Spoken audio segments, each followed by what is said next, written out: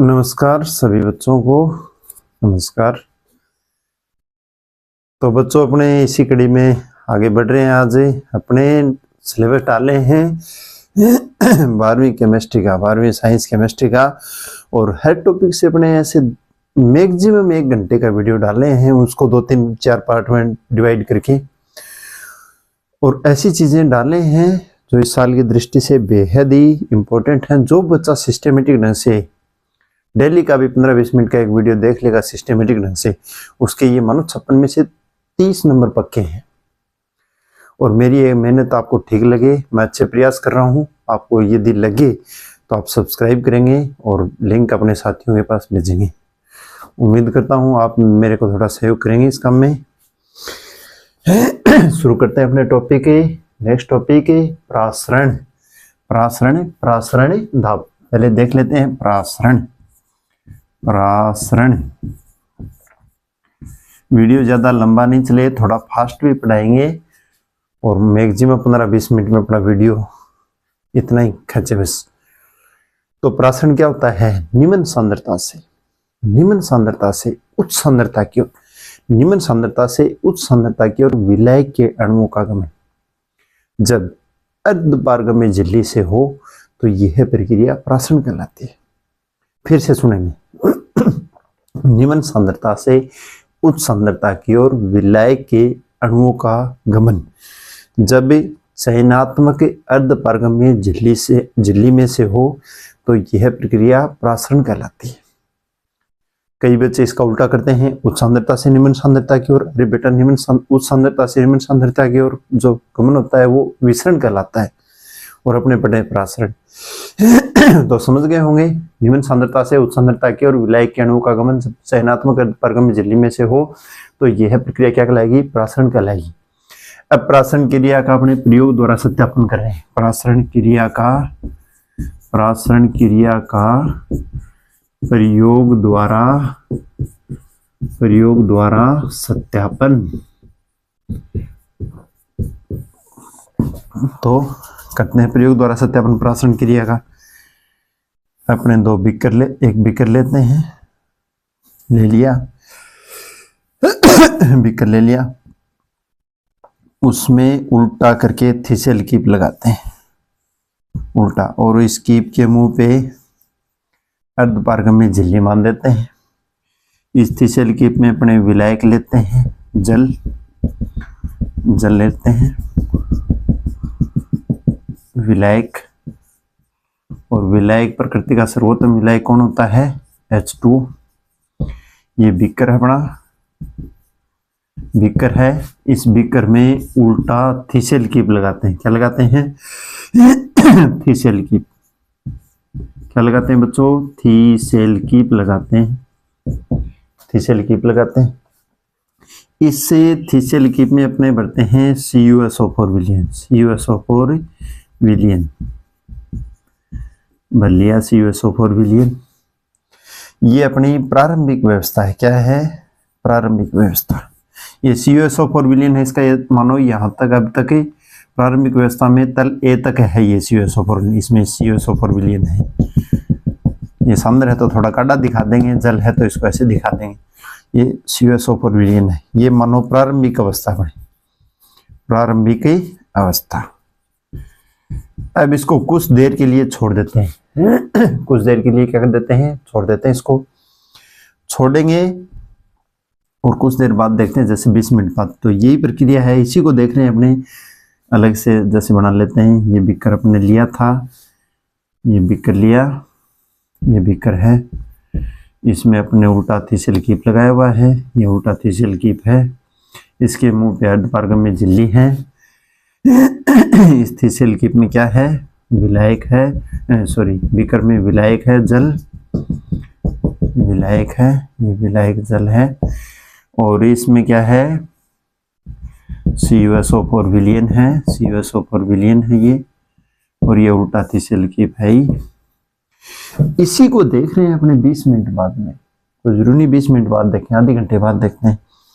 तो यहाँ से ये जो विलायक के कण है, पढ़ने प्रासरण में ये तो पढ़ा कि निम्न सांद्रता से अपने दोनों ये कंपैरिजन करेंगे। ये विलायक है, इसमें कुछ विलय मिलाया नहीं अपने, तो इसकी कोई सांद्रता नहीं है।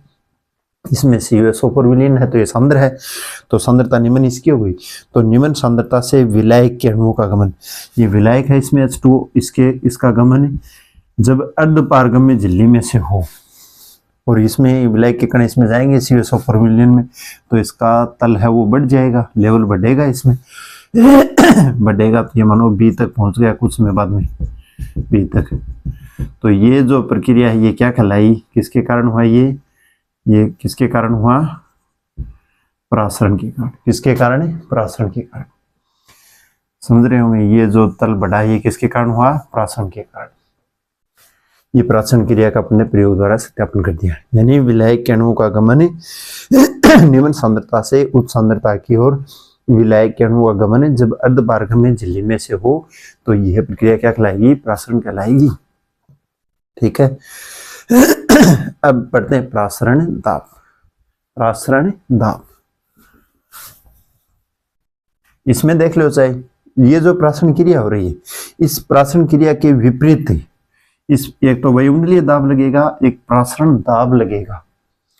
इस परासरण क्रिया को रोकने के लिए परासरण क्रिया के विपरीत जो दाब लगता है वो क्या कहलाएगा, परासरण दाब कहलाएगा। तो अलग से देखते हैं परासरण दाब, परासरण दाब, परासरण दाब, परासरण दाब, दोनों चीजें अलग अलग हैं, परासरण और परासरण दाब। परासरण दाब, ये मानो एक बीकर लिया अपन ने, इसमें लिया अपन ने विलयन, क्या लिया, विलयन, विलयन ले लिया। जो भी है किसी भी चीज का, CuSO4 का है, ZnSO4 का है, जो भी विलयन है ले लिया, NaCl का है या जो भी। दूसरा बीकर लिया, इसमें लिया अपन ने विलायक केवल जल, क्या लिया, विलायक जल लिया। दोनों को अपन ने जोड़ दिया, दोनों को जोड़ दिया अर्धपारगम्य झिल्ली में से, अर्धपारगम्य झिल्ली से SPM से। अर्धपारगम्य झिल्ली को क्या बोलेंगे, SPM, सेमी परमेबल मेम्ब्रेन। कई बार ये भी पूछ लेते हैं कि इसका पूरा नाम बताइए, सेमी परमेबल मेम्ब्रेन। कई बार ये भी पूछ लेते हैं ये किसकी बनी होती है, गौर करोगे ध्यान से, सेलुलोज एसीटेट की बनी होती है। कई बार पूछ लेते हैं SPM किसकी बनी होती है, सेलुलोज एसीटेट की। किसकी बच्चों, सेलुलोज एसीटेट। नोट करोगे पॉइंट। ये विलायक है, ये विलायक है, ये विलायक है, ये मानो यहाँ तक लेवल है इसका, ये लेवल है इसका। अब देखो परासरण क्रिया होगी तो अपने पढ़ लिया, कम निम्न सांद्रता से उच्च सांद्रता की ओर। इसकी निम्न सांद्रता ये विलयन है, विलयन तो है ही नहीं, विलायक अकेला, इसमें कुछ डाला ही नहीं, तो इसकी सांद्रता कम है, अपने को दिख रही है। तो कम सांद्रता से विलायक के अणु का गमन जब अर्धपारगम्य झिल्ली में से होगा, यहाँ से होगा, यहाँ से होगा विलायक जल का गमन इसमें विलयन में, तो इसका लेवल बढ़ेगा, इसका लेवल बढ़ेगा। दोनों विलयन, ये विलायक है इस पे भी और ये विलयन है इस पे भी, दाब दोनों पे वायुमंडलीय दाब लगेगा। वायुमंडलीय दाब कौन सा दाब है, ये वायुमंडलीय, दोनों पे लगेगा। परंतु ये जो परासरण क्रिया हो रही है इसको रोकने के लिए परासरण क्रिया के विपरीत एक दाब और लगता है, जिसे क्या कहेंगे, पाई परासरण दाब कहेंगे। उसे क्या कहेंगे, परासरण दाब। तो परासरण दाब क्या हो गया, परासरण क्रिया को रोकने के लिए परासरण क्रिया के विपरीत जो दाब लगता है वो परासरण दाब है। ठीक है, ये परासरण दाब हो गया। अब परासरण दाब के आधार पर विलयन के प्रकार ये पढ़ेंगे अपने। परासरण दाब के आधार पर विलयन के प्रकार। तो परासरण दाब के आधार पर बच्चों विलयन कितने प्रकार का होता है, 3 प्रकार का।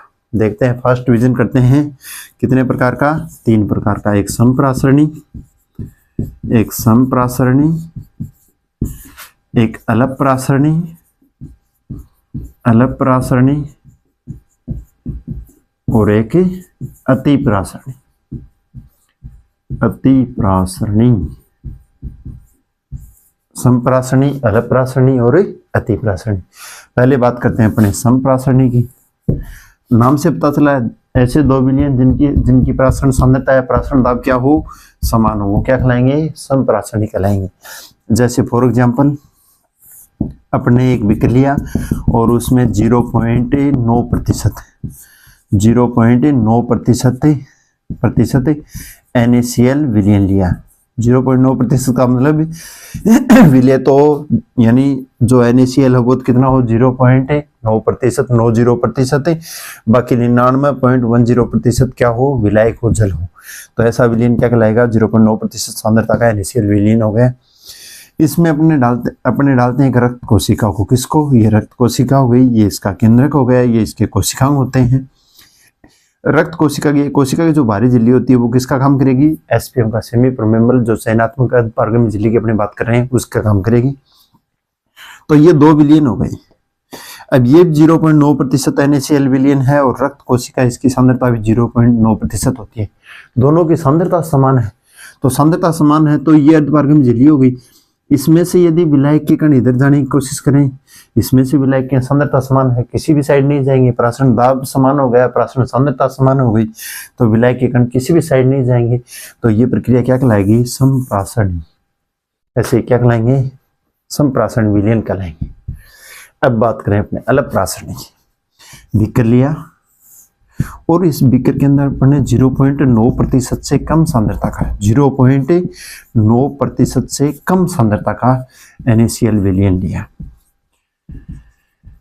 और इसमें अपन ने डाल दी एक रक्त कोशिका, और रक्त कोशिका ये केंद्रक हो गया, ये इसकी बाहरी झिल्ली क्या किसका काम करेगी, चयनात्मक अर्धपारगम्य झिल्ली का काम करेगी। दोनों की तुलना करो, रक्त कोशिका इसकी सांद्रता 0.9% होती है, जो बाहरी विलयन लिया इसकी क्या है 0.9% से कम सांद्रता का NaCl विलयन है ये। तो दोनों के कंपैरिजन करो सांद्रता का, तो इसकी सांद्रता कम है, रक्त कोशिका की सांद्रता अधिक है, तो कम से अधिक की ओर जाएंगे विलायक के कण। तो यहाँ से विलायक के कण है वो इस अर्धपारगम्य झिल्ली जो कोशिका झिल्ली है उसको पार करके इस रक्त कोशिका में जाएंगे और रक्त कोशिका फूल जाएगी। ये किसका एग्जाम्पल है, अलपरासनी का। एक एग्जाम्पल और देखते हैं अलपरासनी का। एक बीकर लिया, उसमें जल लिया अपन ने और उसमें किशमिश डाल दी, क्या डाल दी, किशमिश डाल दी। तो किशमिश में तो जल है ही नहीं, तो वो तो सांद्र विलयन है, और बाहर वाला क्या हो गया, अकेला क्या है, जल है, विलायक है, तो इसकी कोई सांद्रता नहीं है। तो दोनों का कंपैरिजन करेंगे, ये अधिक सांद्र हो गया, ये कम सांद्र हो गया, और इसमें से विलायक के कण हैं ये अंदर जाएंगे, तो किशमिश की झिल्ली उसको पार करके और ये किशमिश फूल जाएगी। ये किसका एग्जाम्पल हुआ है, अलपरासनी का। अब बात करें अतिप्रासनी की। बीकर लिया और इसमें 0.9% से अधिक, 0.9% से अधिक सांद्रता का NaCl विलयन लिया और इसके अंदर क्या डाली, रक्त कोशिका डाली, ये केंद्रक रक्त कोशिका का, ये कोशिकांग रक्त कोशिका डाली, ये रक्त कोशिका की झिल्ली क्या हो गई, अर्धपारगम्य झिल्ली हो गई। दोनों विलयनों की तुलना करो, बाहर वाले का सांद्रता 0.9% से अधिक है और रक्त कोशिका की 0.9% होती है। तो कम सांद्रता से अधिक सांद्रता की ओर विलायक के अणुओं का गमन जब अर्धपारगम्य झिल्ली में से होगा तो ये प्रक्रिया प्रासन कहलाती है। तो कम सांद्रता हो गई रक्त कोशिका की, अधिक हो गई बाहर वाले विलयन की, तो यहाँ से विलायक के कण बाहर आ जाएंगे और रक्त कोशिका सिकुड़ जाएगी। ये किसका एग्जाम्पल है, अतिप्रासन का। एक एग्जाम्पल और देखते हैं। शर्करा का घोल लिया, शर्करा का क्या लिया, घोल लिया और इसमें अंगूर को रख दिया, किसको, अंगूर को, और अंगूर में जल होता है विलायक और शर्करा का घोल है वो अधिक सांद्र है। दोनों विलयनों की तुलना करो, अंगूर में पानी की मात्रा अधिक है तो ये कम सांद्र है और ये बाहर वाला शर्करा का घोल लिया अधिक सांद्र विलयन, तो ये इसकी सांद्रता अधिक हो गई, तो कम सांद्रता से ये अंगूर की जो झिल्ली है अर्धपारगम्य झिल्ली होगी, यहाँ से विलायक के कण बाहर आएंगे और अंगूर सिकुड़ के क्या बन जाएगा, इसमें ये हुआ अतिप्रासनी का एग्जाम्पल। उम्मीद करता हूँ इसमें एक टॉपिक और बच गया, छोटा सा वो डालेंगे, प्रतिलोम प्राशन, और एक सिद्ध कीजिए कि प्राशन दाब एक अणुसंख्यक गुणधर्म है, वो छोटा सा वो डाल देंगे वीडियो। तो उम्मीद करता हूँ आपको काफ़ी अच्छे से समझ में आ रहा है और उम्मीद ये भी करता हूँ मेरा ये प्रयास अच्छा लगे तो मेरा सहयोग करेंगे और सब्सक्राइब जरूर करेंगे। जिसके भी आगे वीडियो है सब्सक्राइब जरूर करें और अपने साथियों के साथ, सहपाठियों के साथ इसको लिंक को शेयर करें। धन्यवाद, शुभ रात्रि।